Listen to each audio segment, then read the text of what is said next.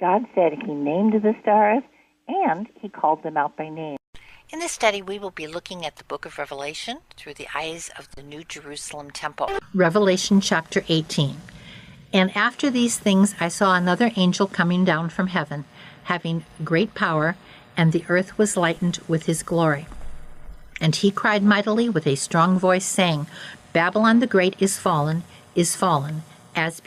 and is become the habitation of devils, and hold of every foul spirit, and cage of every unclean, hateful bird. For the nations have drunk of the wine of the wrath of her fornication, and the kings of the earth have committed fornication with her, and the merchants of the earth are waxed rich through the abundance of her delicacies. And I heard another voice from heaven, saying, Come out of her, my people, that ye be not partakers of her sins, and that ye receive not of her plagues. For her sins have reached unto the heaven, and God hath remembered her iniquities. Reward her even as she rewarded you, and double unto her double according to her works. In the cup which she hath fulfilled, fill her double. How much she hath glorified herself and lived deliciously, so much torment and sorrow give her. For she saith in her heart, I sit a queen, and am no widow, and shall see no sorrow. Therefore shall her plagues come in one day, death and mourning, and famine, and she shall be utterly burned with fire, for strong is the Lord God who judgeth her. And the kings of the earth have committed fornication and lived deliciously with her, shall bewail her and lament for her, when they shall see the smoke of her burning, and standing afar off for the fear of her torment, saying, Alas, alas, that great city Babylon, that mighty city, for in 1 hour is thy judgment come. And the merchants of the earth shall weep and mourn for her, for no man buyeth their merchandise any more. The merchandise of gold and silver and precious stones, and of pearls and fine linen, and purple and silk and scarlet, and all fine wood, and all manners of vessels of ivory, and all manners of vessels of most precious wood, and of brass and iron and marble, and cinnamon and odors and ointments and frankincense and wine and oil, and fine flour and wheat, and beasts and sheep, and horses and chariots, and slaves and souls of men. And the fruits of thy soul lusted after are departed from thee, and all things which were dainty and goodly are departed from thee, and thou shalt find them no more at all. And the merchants of these things which were made rich by her shall stand afar off from the fear of her torment, weeping and wailing, and saying, Alas, alas, that great city, which clothed in fine linen and purple and scarlet, and decked with gold and precious stones and pearls. For in 1 hour so great riches is come to naught, and every shipmaster and all the company in ships and sailors, and as many as trade by the sea, stood afar off, and cried when they saw the smoke of her burning, What city is like unto this city? And they cast dust on their heads, and cried, weeping and wailing, saying, Alas, alas, the great city, wherein were made rich all that had ships on the sea, by reason of her costliness, for in 1 hour she is made desolate. Rejoice over her, thou heaven, ye holy apostles and prophets, for God has avenged you on her. And a mighty angel took up a stone like a great millstone, and cast it into the sea, saying, Thus with violence shall the great city Babylon be thrown down, and shall be found no more at all. And the voice of the harpers, and the musicians, and pipers, and trumpeters shall be heard no more at all in thee, and no craftsman of whatsoever craft he be shall be found any more in thee, and the sound of a millstone shall be heard no more at all in thee, and the light of a candle shall shine no more at all in thee, and the voice of the bridegroom and the bride shall no more at all in thee. For merchants shall be heard no more at all in thee. For thy merchants were thy great men of the earth, for by thy sorceries were all nations deceived. And in her was found the blood of the prophets and of saints and of all that were slain upon the earth. In Revelation 18, when it says, I saw another angel come down from heaven, having great power, and the earth was lightened with his glory. We actually read the word another again as allos in another application it can mean. And the angel who comes down from heaven is always Orion. It was said in mythology, Orion was stung with the scorpion, and Orion is seen in the heavens in the position of the serpent holder, according to the myth, and then also seen in his regular pose, according to the myth. So this is also the story of the soul, the path of a soul, the part of the new year that brings us a child that's born in the beginning of the new year, and at the end of the new year, an old man. The child of Virgo was considered to be Horus, which was another name for Orion in Egypt. He was seen at the height of the heaven as Apibo, the chief to come, and the Greeks remade the Egyptian zodiac, so where Apibo was the chief to come, they showed a picture of a serpent holder, and that is supposed to be Orion being stung by the scorpion. The serpent holder is being stung by the scorpion. It appears that King David speaks of him in Psalms 118, saying, I have stung you, sure, declare the works of the, you have stung me, sure, declare the works of the Lord. And the story of his death and resurrection, when it says, the stone which the builders rejected has become the head of the corner. So this actually translates to the chief's head at the top of the corner, in that the chief is being stung and falling, and he falls to the star Myra, meaning wonderful. So when it says it is marvelous to our eyes, that same word for marvelous is wonderful, and to our eyes is to the Pleiades. So this is a story of the death and resurrection of Orion. So the Great Pyramid was built to be the story of the death and resurrection of Orion.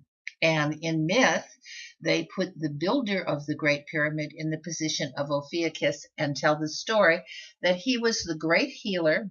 They say this is that Ophiuchus is the symbol standing for a man, the only symbol within the heavens standing for a man, and it is of Asclepius.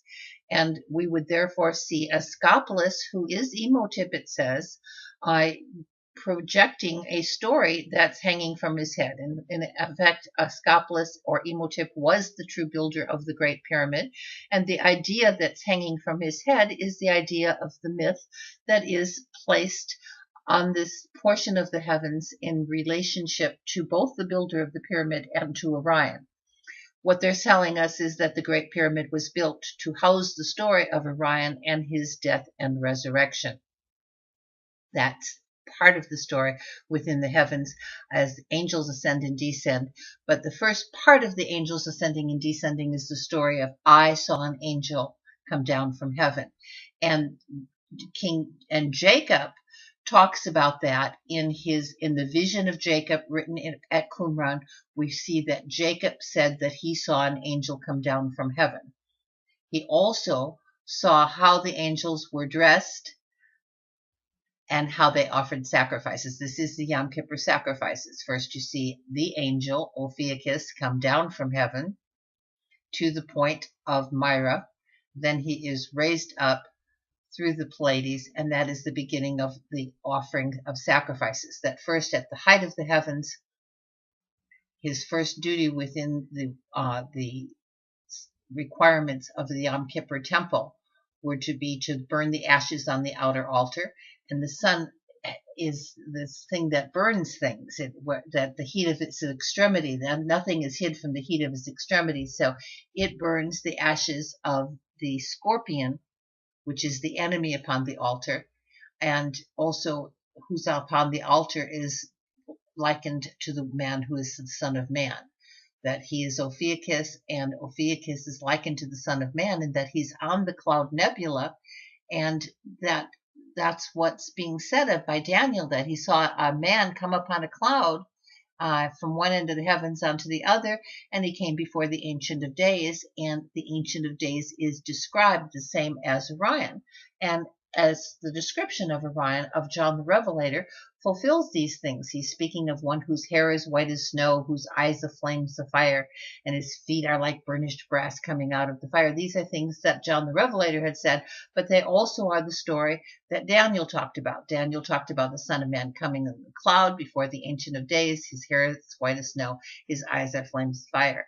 And so this is something that is a celestial type and is being noticed in Revelation chapter 18, as it's speaking of Orion coming down from heaven with his glory, and the story that's being told of the Son of Man that he is incorporating. That when we've talked about the Son of Man in Revelation 15, it wasn't just a man on a cloud, it was a man who was reaching for the neck of a serpent, which was reaching for a crown, and the Theakis, the serpent holder, is holding a serpent, which is reaching for a crown within the celestial heavens. So when we see the symbol of an angel come down from heaven, or of the Son of Man upon a cloud, all of these are symbols of Ophiuchus in the position of the height of the heavens, representing Orion upon this cloud and descending into the pit and raising up. So now we're going to see this angel in verse 2 of Revelation 18. It says, "And he cried mightily with a strong voice, saying, Babylon is the great is fallen, and is become the habitation of devils, and the hold of every foul spirit, and cage of every hateful bird. For all nations have drunk of the wine of the wrath of her fornication, and the kings of the earth have committed fornication with her, and the merchants of the earth are waxed rich through the abundance of her delicacies." And then it says, "And I heard another voice from heaven saying, Come out of her, my people, that ye be partakers, that ye be not partakers of her sins, and that ye receive not of her plagues. For her sins have reached unto heaven, and God hath remembered her iniquities. Reward her even as she rewarded you, and double unto her double according to her works. In the cup which she hath filled, fill her double." And this can actually be seen sort of in the heavens, that we're seeing her as this queen in the celestial heavens, and that this queen, which is Cassiopeia, is holding a cup.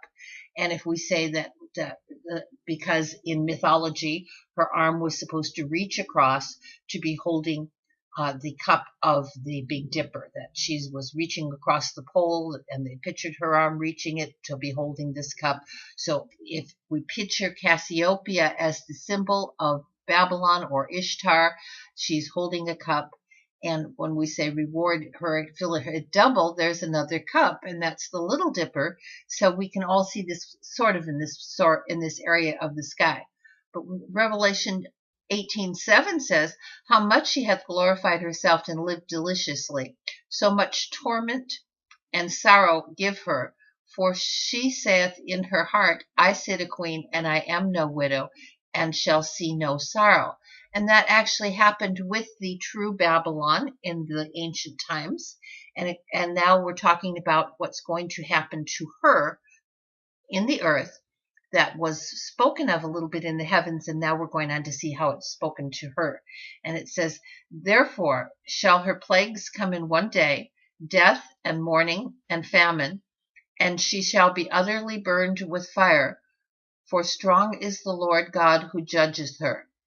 And the kings of the earth who have committed fornication and lived deliciously with her shall bewail her and lament for her, when they shall see the smoke of her burning, standing far off for fear of her torment, saying, Alas, alas, that great city Babylon, that mighty city, for in 1 hour is thy judgment come.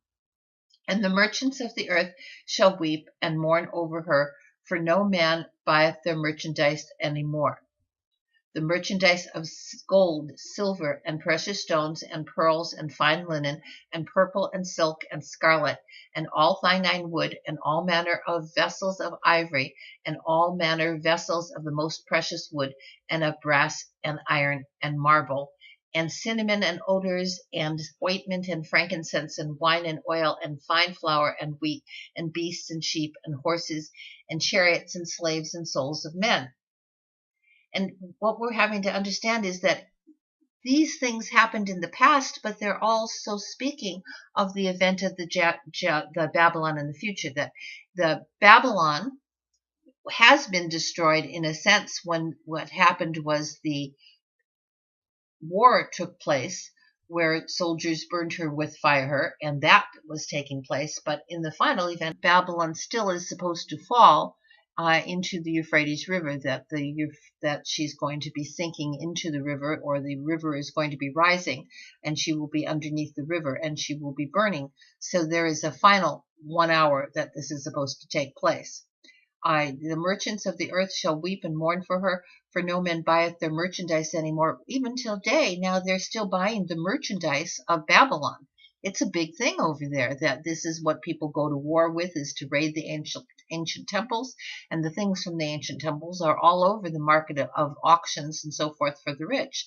So there is a merchandise of these types of thing on the earth right now, where it says the merchandise of gold and silver and precious stones and pearls, fine linen, purple, silk, scarlet, fine wood, all manner of vessels of ivory. Ivory isn't something that they're modernly making. And so in order for them to have ivory be their vessels, they're talking about ancient articles that have been found. And it says all manner of vessels of most precious wood and of brass and iron and marble. These are things of the ancient times that are being found and are on the market now because of their having been found. And so that was the first part of the judgment of Babylon, is the war that took place and the soldiers, and then after that the raiders of the people of Isis and so forth, allowing all types of things to happen to Babylon.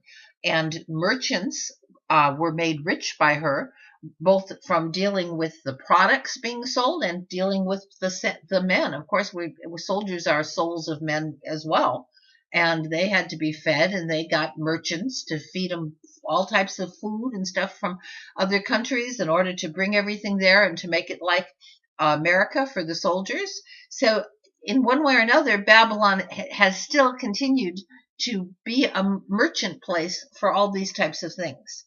And so now people are going to stand far off, though, and see her burning. And when they do that, they're going to say, what city is like unto this great city? And we really haven't seen people say that in this sense yet, but they will be. It says, and they'll cast dust on their heads and cry, weeping and wailing and saying, alas, alas, that great city, wherein were made rich all that had ships in the sea by reason of her costliness. And that's a modern thing that's taking place. And then it says, for in 1 hour she is made desolate, and that will be when she will be sinking. And some people think that she'll be attacked where her from oil spills, because there's oil right underneath the city of Babylon. The oil pipes are big oil pipes underneath the city of Babylon. And so, and musicians, and of pipers, and of trumpeters shall be heard no more at all in thee. And no craftsman of whatever craft he be shall be found any more in thee. And the sound of a millstone shall be heard no more at all in thee. And the interesting thing about that is that it was used when Iraq, Babylon, the city of Babylon, built in Iraq, which is ancient country of Babylon, was built by Saddam Hussein. It was a place where they would have weddings. And so when it says the voice of harpers and musicians shall be heard no more in thee, this was actually a place for it, the weddings and so forth that they had, as it says in verse 23 here. And the light of a candle shall shine no more at all in thee, and the voice of the bridegroom and the bride shall be heard no more at all in thee. For thy merchants were the great men of the earth, and for by thy sorceries were all nations deceived. And in her was found the blood of prophets and of saints and of all that were slain upon the earth.